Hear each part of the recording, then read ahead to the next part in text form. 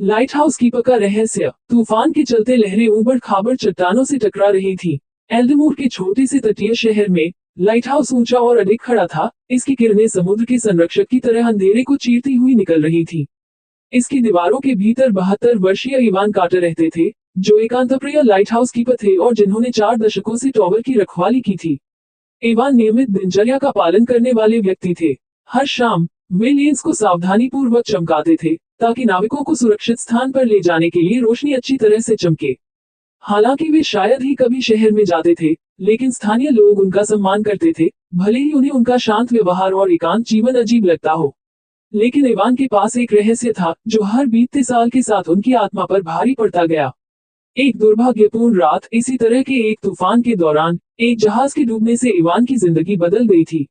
उसने बर्फीले पानी में मलबे से चिपकी एक युवती को देखा था।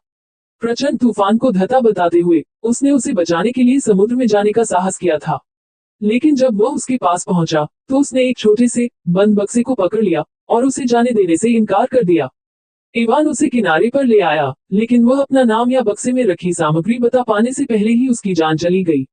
अपराध बोध और जिज्ञासा से ग्रसित इवान ने बक्से को लाइट हाउस के छिपे हुए डिब्बे में छिपाकर रख दिया। वर्षों तक उसने इसे खोलने की कोशिश की, लेकिन ताला सभी प्रयासों का विरोध करता रहा। 40 साल बाद उस तूफानी रात में कुछ बदल गया। बिजली की एक चमक लाइट हाउस पर गिरी, जिससे वह कमरा रोशन हो गया जहां इवान ने बक्सा रखा था। ताला खुल गया, मानो तूफान ने ही अनुमति दे दी हो।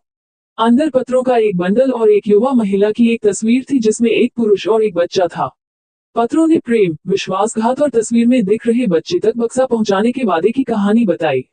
इवान को एहसास हुआ कि लड़का अब एक आदमी बन चुका था, संभवतः एल्डमूर में कहीं रह रहा था। दृढ़ निश्चय, इवान ने वर्षों में पहली बार शहर में कदम रखा। कई दिनों की खोज के बाद उसे वह आदमी मिल गया, एक मछुआरा जिसकी आंखें उस महिला की तरह ही तीखी नीली थी। डिब्बा सौंपते हुए इवान ने आखिरकार अपना बोझ हल्का कर लिया। जैसे ही वह लाइट हाउस की ओर वापस चला, उसे एक अजीब सी शांति का एहसास हुआ। उस रात किरणें और भी चमक उठी, मानो लाइट हाउस भी अपने रहस्य से मुक्त हो गया हो।